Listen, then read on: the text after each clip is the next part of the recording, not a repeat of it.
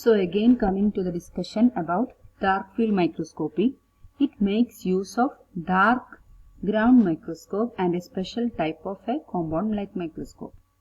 So the dark field condenser with a central circular stop which illuminates the object with a cone of light, and this is the most essential part of dark ground microscopy. This microscope uses reflected light instead of transmitted light. അപ്പോൾ ordinary light മൈക്രോസ്കോപ്പിൽ എങ്ങനെയാണ് വരുന്നത്? അതായത് light സോഴ്സിൽ നിന്ന് വരുന്ന എല്ലാ ലൈറ്റും സ്പെസിമെനിൽ വന്ന് പതിയുന്നുണ്ട്. ഒരു ബ്ലോക്കേജും ഇല്ല, ഒരു ബ്ലോക്കിങ്ങും അവിടെ വരുന്നില്ല. എല്ലാ ലൈറ്റും സ്പെസിമെനിൽ വന്ന് പതിയുന്നുണ്ട്. So the light is transmitted. എല്ലാ ലൈറ്റും ട്രാൻസ്മിറ്റ് ചെയ്ത് പോകും സ്പെസിമെനിലൂടെ. അതുകൊണ്ടാണ് ബാക്ക്ഗ്രൗണ്ടും ഒബ്ജക്റ്റ് എല്ലാം bright ആയിട്ടിരിക്കുന്നത്.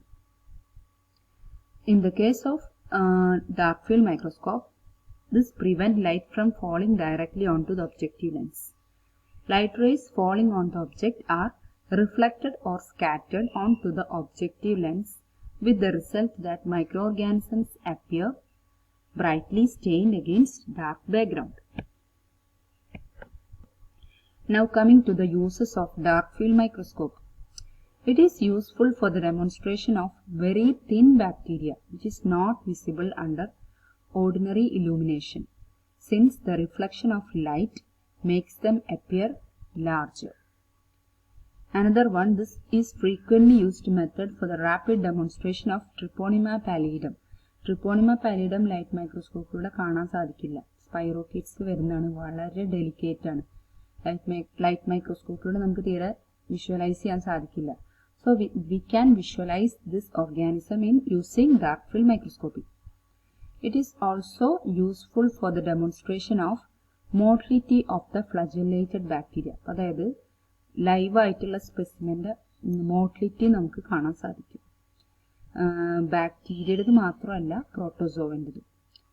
Dark field is used to study marine organisms such as algae, planktons, diatoms, insects, etc. And it is used to study mounted cells and tissues, useful in examining external details such as outlines, edges, grains, boundaries, and surface defects than internal structures. Now coming to the advantage. It is very simple and effective technique.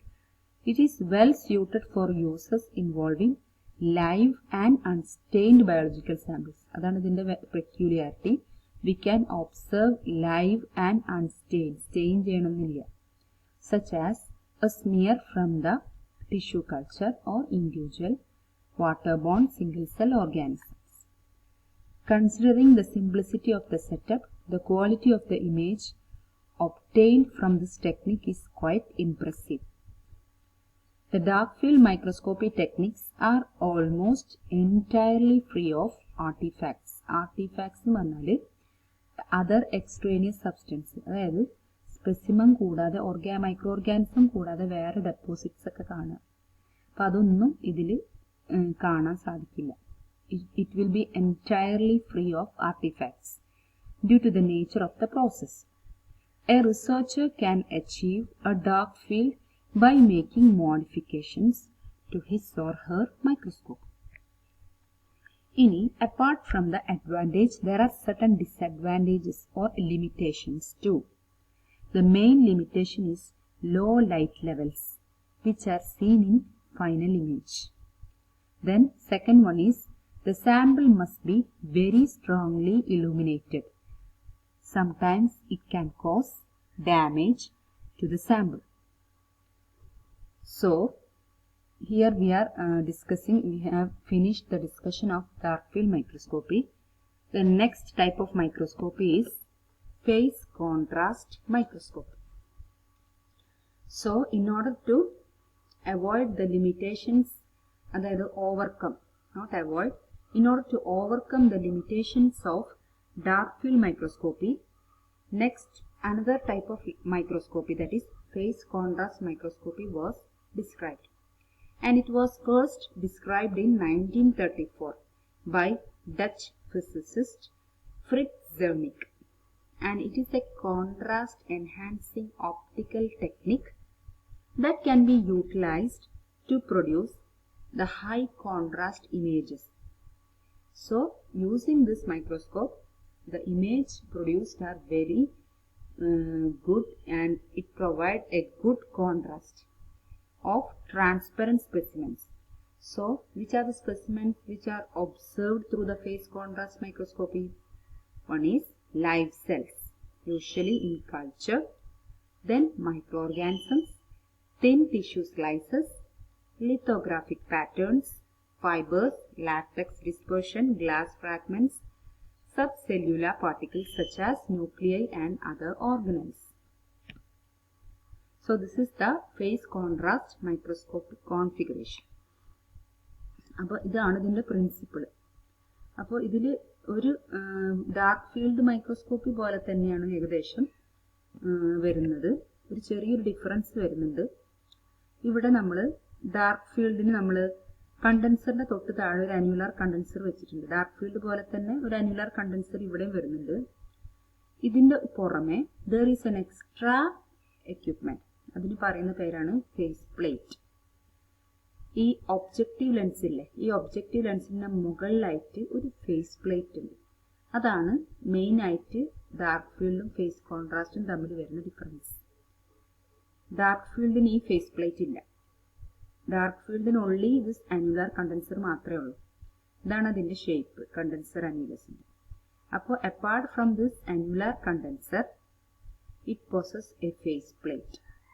ഈ phase plate എന്ന് പറയുമ്പോൾ ഇത് കണ്ടോ, ഈ അന്യുലാർ condenser എങ്ങനെയാണ് വരുന്നത്? Centre എന്താ പറയാ, സെന്റർ മെറ്റീരിയലും അതേപോലെ തന്നെ ഈ ഔട്ടർ മെറ്റീരിയൽ എന്താണ്, ദിസ് അബ്സോർബ് ദ ലൈറ്റ്. ഈ കാണുന്നതിലൂടെയാണ് ലൈറ്റ് പാസ് ചെയ്തത്, അന്യുലാർ കണ്ടൻസർ. അത് തന്നെയാണ് ഇവിടെയുള്ളത്. അതിന് പുറമെ ഒരു ഫേസ് പ്ലേറ്റ് വരുന്നുണ്ട്. ഈ ഫേസ് പ്ലേറ്റിൽ എങ്ങനെയാന്ന് വെച്ചാൽ സെന്റർ പൊസിഷനിൽ വരുന്ന ഡാർക്ക് മെറ്റീരിയൽ ആണ്. ഇതിലൂടെ പാസ് ചെയ്യുന്ന ലൈറ്റ് അബ്സോർബ് ചെയ്യും. only the light pass through this light area.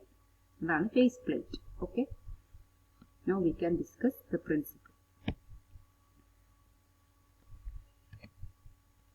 So when the light passes through the cells, small phase shift occurred which are invisible to the human eye.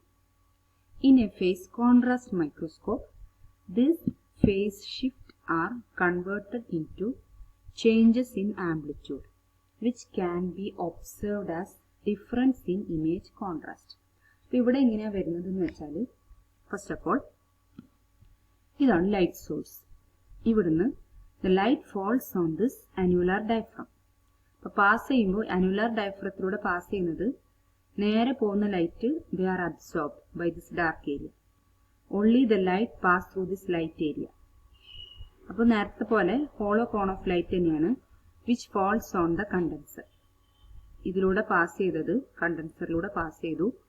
കണ്ടൻസറിന് സ്പെസിമെനിലോട്ട് വരുന്നത് as a hollow cone of light ആയിട്ടാണ് വരുന്നത്. ഈ സ്പെസിമെനിൽ എത്തിക്കഴിയുമ്പോൾ ഇവിടെ രണ്ട് ടൈപ്പ് light raise പോകുന്നുണ്ട്. ഒന്ന് നേരത്തെ പോലെ തന്നെ ഡിഫ്രാക്റ്റഡ് ലൈറ്റ് റേസും അൺഡിഫ്രാക്റ്റഡ് ലൈറ്റ് റേസ്. ഓക്കെ, അപ്പോൾ ഈ ഡിഫ്രാക്റ്റഡ് ലൈറ്റ് റേസ് ഇങ്ങനെയാണ് പോകുന്നത്. That is the wavelength gets retarded. രണ്ട് ടൈപ്പ് ഇത് പോകുന്നുണ്ട്. ഒരു type light rays the retarded light rays, അതായത് വേവ് ലെങ്ത് 1/4 ആയിട്ട് റിട്ടാർഡ് ചെയ്ത ലൈറ്റ് റേസ് നേരെ കണ്ടൻസറിലൂടെ ഒബ്ജക്റ്റീവ് ലെൻസിലൂടെ പാസ് ചെയ്ത് എന്നിട്ട് ഇവിടെ കാണുന്ന ഫേസ് പ്ലേറ്റിലൂടെ നേരെ പോകും. Then that is retarded light raise ആണ് ഇങ്ങനെ പോകുന്നത്. ഇനി ഇവിടെ അൺറിട്ടാർഡഡ്, അതായത് ഡിഫ്രാക്ട് ചെയ്യാത്തത്.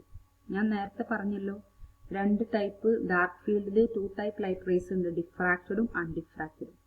ഡിഫ്രാക്റ്റഡ് മാത്രമേ ഒബ്ജക്റ്റീവ് ലെൻസ് വഴി പാസ് ചെയ്യുള്ളൂ. അതുപോലെ തന്നെ ഇവിടെയും ഡിഫ്രാക്റ്റഡ് ലൈറ്റ് റേസിന്റെ എന്താ പറയുക, വേവ് ലെങ്ത് റിട്ടാർഡ് ചെയ്യും, അതായത് ഒന്ന് കുറയും.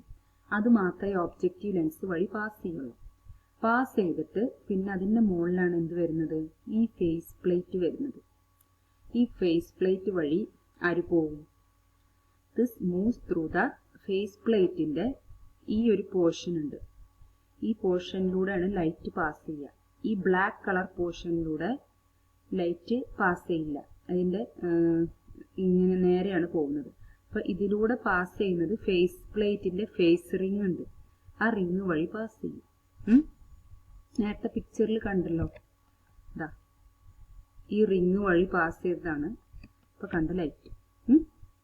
ഇനി ഡിഫ്രാക്ട് ചെയ്യാത്ത റേസ് അത് പോകുന്നത് എങ്ങനെയാണ്? അതിന്റെ വേവ് ലെങ്ത് ഒന്നും റിട്ടാർഡ് ചെയ്തിട്ടില്ല. Unretarded light rays they move and they miss they passes through the face plate. അവരും ഫേസ് പ്ലേറ്റ് വഴി പാസ് ചെയ്യും, but they miss the face ring. ഈ ഫേസ് റിംഗ് വഴിയല്ല പാസ് ചെയ്യുന്നത്, they miss the face ring. എന്നിട്ട് face റിംഗിന്റെ പുറത്തു കൂടെയാണ് അവർ pass ചെയ്യുന്നത്. അപ്പോ പിന്നെ എന്നിട്ട് നേരെ അത് വന്ന് പതിയുന്നത് ഐ പീസ്, അതായത് ഇമേജ് പ്ലെയിനിലാണ്. അപ്പൊ നമുക്ക് രണ്ട് ടൈപ്പ് ലൈറ്റ് റേസ് കാണാം. ഒന്ന്, ഇതിലൂടെ പാസ് ചെയ്തത് നല്ല കോൺട്രാസ്റ്റ്, നല്ല ക്ലാരിറ്റി ഉള്ളതും, പാസ് ചെയ്യാത്തത് അത്ര ഡാർക്ക് അല്ല. ഡാർക്ക് ഫീൽഡ് മൈക്രോസ്കോപ്പിൽ നല്ല ഡാർക്കായിട്ടാണ് കാണുന്നത്. ഇതിൽ നമുക്ക് അത്ര ഡാർക്കായിട്ട് കാണില്ല, എങ്കിലും മറ്റേതിന് ഡാർക്ക് ഫീൽഡ് മൈക്രോസ്കോപ്പിനെ കമ്പയർ ചെയ്യുമ്പോൾ ഡാർക്ക്നെസ് കുറച്ച് കുറവാണ്, എങ്കിലും ഡാർക്കാണെന്ന് തന്നെ പറയാം.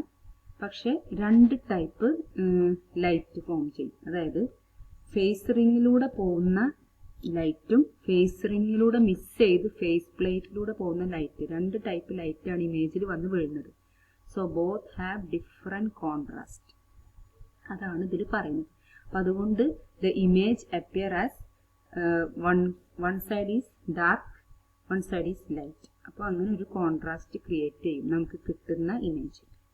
That is the main principle of phase contrast microscopy. ഇതിൽ എക്സ്ട്രാ വന്നത് ഒരു ഫേസ് പ്ലേറ്റ് ആണ്. ഫേസ് പ്ലേറ്റിന്റെ സെന്ററിൽ ഫേസ് റിംഗ് ഉണ്ട്. Now coming to the points. When the light passes through cell, small phase shift occur which are invisible to the human eye. In phase contrast microscope, these phase shifts are converted to change in amplitude, which can be observed as difference in image contrast. Change in amplitude വരാൻ കാരണം എന്താണ്? Some of the light rays only passes through the phase ring, some of them misses this phase ring and pass through the face plate. അതുകൊണ്ടാണ് there will be changes in amplitude which can be observed as difference in image contrast. Now, again I am telling the working of the phase contrast. Partially coherent in illumination produced by the tungsten halogen lamp. The light source ആണ് ട്ടോ, ഏറ്റവും താഴെയുള്ള light source. It is directed through a collector lens and focused on a specialized annulus. Dark field microscope പോലെ തന്നെ ഏറ്റവും താഴെ annular stop ഉണ്ട്. Filter, അതായത് മൊത്തം ലൈറ്റ് റേസ് നേരിട്ട് ഫോൾ ചെയ്യാൻ അനുവദിക്കില്ല.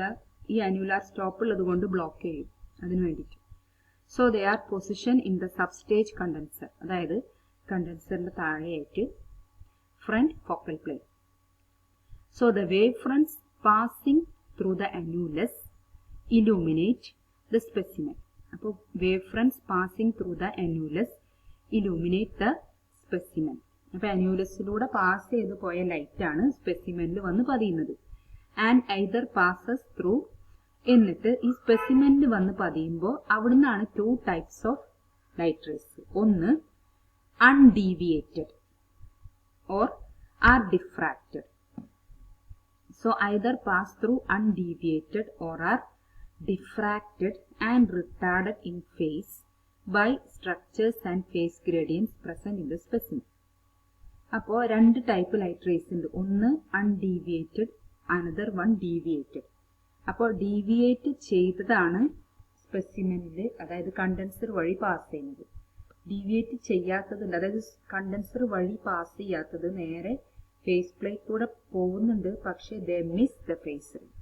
Okay, so undeviated and diffracted light collected by the objective is segregated at the rear focal plane by phase plate and focused at intermediate image plane to produce final phase contrast image observed in the eyepiece. അപ്പോൾ ഈ